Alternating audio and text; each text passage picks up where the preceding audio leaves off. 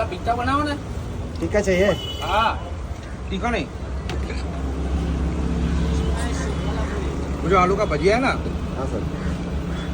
એ કેવડું મોટું યાર 5 वड़ा पाव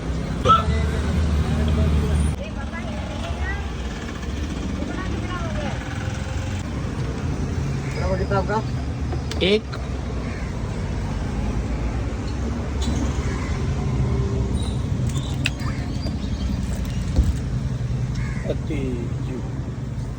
आपको बगड़े લાવ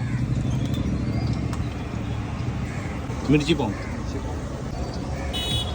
પિતાના ભજીયા કેટલા મોટા બનાવો છો એક પિઝ્ઝા ભજીયા દે છે ને બોલો તો બના રહે ને અભી લાઈવ બોલો 8 ये मुक्या अरे वाह ए गिर गया बे પડી ગઈ એક તો પડી ગયું यस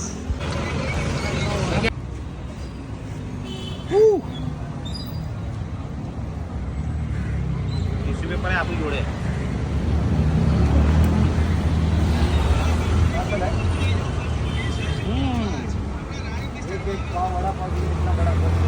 હમણાં ઘણા જણાએ કીધેલું કે ગોવામાં વેજ સ્ટ્રીટ ફૂડ શોધવું બહુ અઘરું છે પણ મેં અમારા નસીબ જુઓ કે